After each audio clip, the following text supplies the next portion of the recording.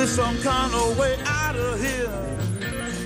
Said a joker to McHenry, home to many quality, locally owned restaurants and even more large chains.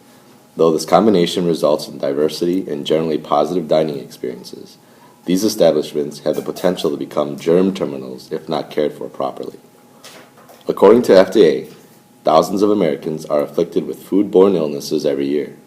This startling fact begs the question, do fast food chains or locally grown restaurants have higher standards regarding sanitation?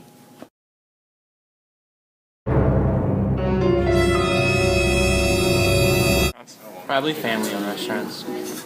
Locally owned restaurants. Family-owned restaurants. Family-owned restaurants. Chain restaurants. Family-owned restaurants. Fast food restaurants. Family-owned restaurants. Hi, my name is Andrew. I'm a cashier at KFC. Alright, Andrew, can you take us through the process of what happens with the food from the kitchen to the customer's plate? Yeah, it's first chicken is breaded. It's fresh on the spot. Then after it's breaded, it's either set back and to wait to be pulled out and cooked right then. And then it takes 20 minutes to go, and then put it in the deep fryer, come out, and then it's just fresh chicken, and then there's a whole wait of 2 hours or 4 hours. Are there a set number of times that an employee has to wash their hands in a shift or no? Honestly, what I do is I wash my hands as soon as I get here, and then I do all the prep work that I have to do, and then I will say like wash tables down, and then I'll go and wash my hands again, or I'll sweep the floors and then I'll wash my hands again. How often are the tables cleaned here? 5 times. Do you know what temperature food has to be stored at before it's cooked, or do they not set that? Honestly, do not know that because of my position. I'm not a cook, I am a cashier. Perhaps one of the most important steps involved in food preparation is food storage temperature. This employee has not been made aware of the temperature at which their food is stored and has not been given strict guidelines in regards to hand washing. If the employee does not know the temperature of the food, how are they able to safely store it? Another key aspect of food storage production is the sanitation of workers' hands, which seems to be less than satisfactory here. Unfortunately, the uniform requirements at KFC dictate the use of gloves while handling food. The next destination for our sanitation journey is the local family-owned restaurant, Windhill Pancake Parlor.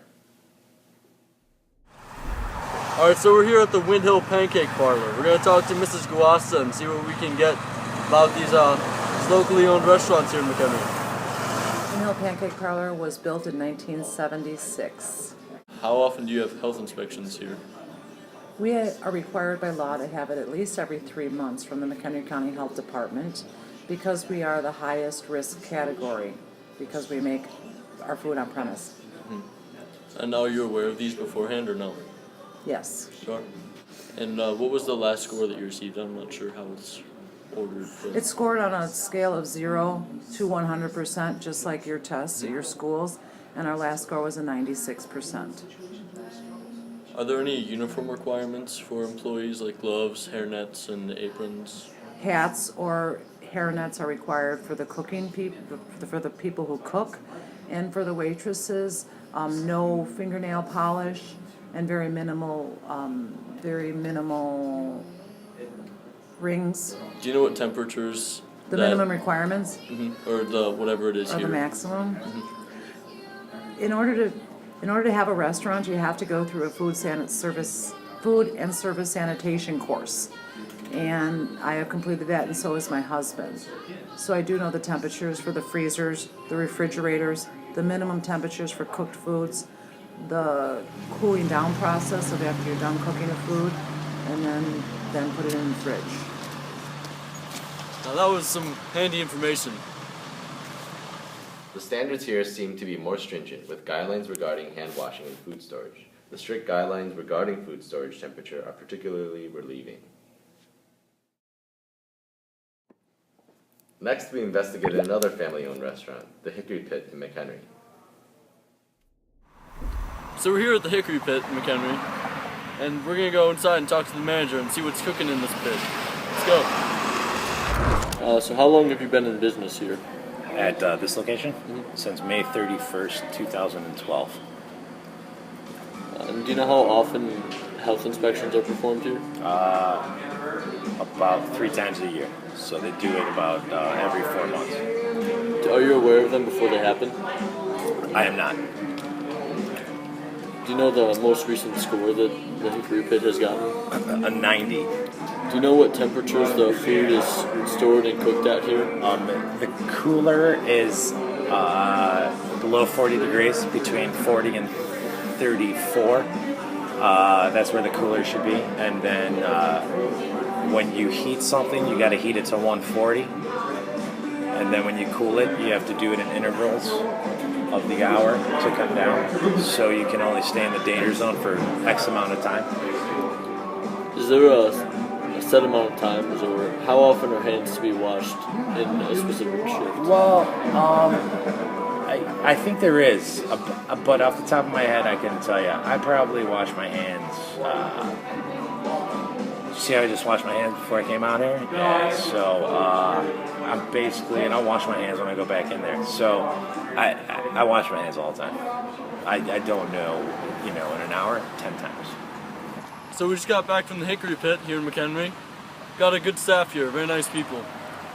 Our interview at the Hickory, pretty quickery, I would say. It was pretty fun. One distinct difference between the fast food employee and the employees at the locally owned restaurants is the knowledge, or lack thereof, of food storage temperatures. The fast food worker was uninformed of the temperature in which the food was stored, a stark contrast to the employee at the locally owned restaurant, who was very aware of and stressed the importance of safe food storage temperatures. An aspect both chain and family restaurants stress is uniform requirements. Both knew exactly what the requirement was, and both seemed to understand the importance of sanitary court clothes. The next step towards destination sanitation led us to the food program coordinator for the McHenry County Health Department, Mrs. Patricia Korn. What role does the health department play in the sanitation of restaurants? It is the number one. Permitting, we permit them, and in order to have a permit in a food facility, they have to be in good substantial compliance with the food code. And what that entails is they have to subject themselves to routine regular inspections. They have to not have repeat critical violations. So something, when we set up our health inspection report, and it's directly based from the state, they have their food code. We then in turn take our food code and we can make it a little more stringent, but we cannot make it less stringent. So from that we have a 45-point inspection. And what that entails is from floors, walls, ceilings, plumbing, outdoor garbage. I'm looking at the light fixtures, everything from the ceiling down I'm looking at. What deems it a critical versus a non-critical violation is a critical is going to have something that's going to directly cause foodborne outbreak, food to go bad, something that's going to be in direct correlation with that. Food temperature, mishandling, things like that. Those would all be hand washing or all have to do with the critical violation. So if they don't have any repeat, let's say hand washing violations or ware washing violations, they would be considered in good standing. Okay, so we are in the facilities when a facility opens for the first time. We will be in there prior to opening. We will give them an opening inspection, and then within 30 days we're going to come in and watch them operate, because at that point they'd have their staff trained.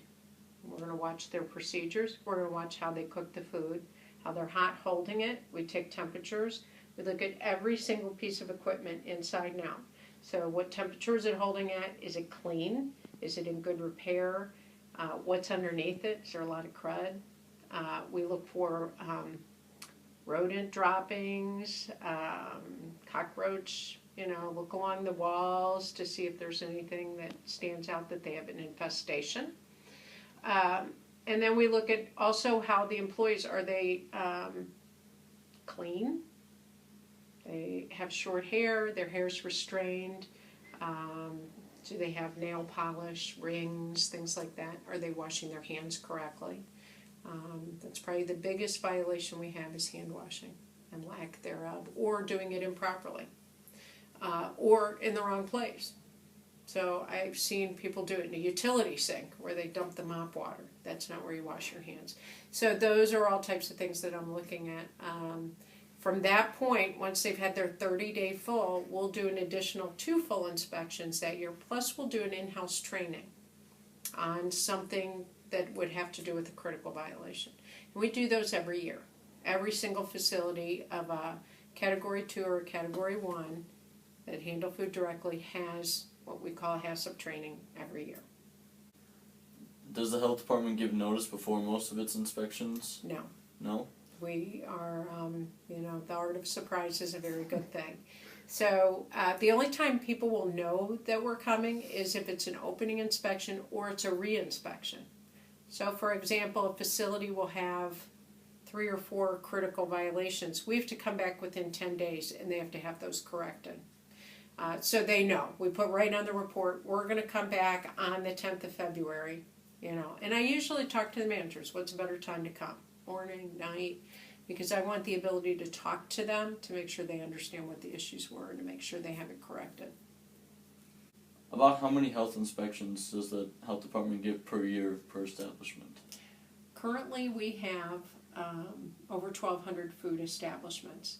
Now there's 3 categories. So there's a Category 1, which would be typical of a very high catering.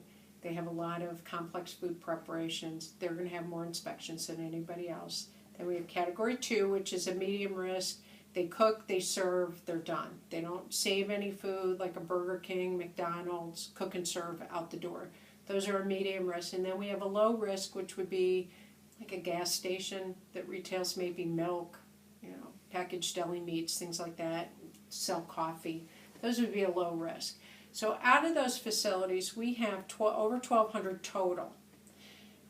When we add up all the inspections that we do for all those and re-inspections and opening inspections, it comes to over 4,000 a year. We also do temporary permit inspections. So during the summer when you go to all the festivals, the McHenry County Fair, Fiesta Days up in McHenry, all those food booths are inspected.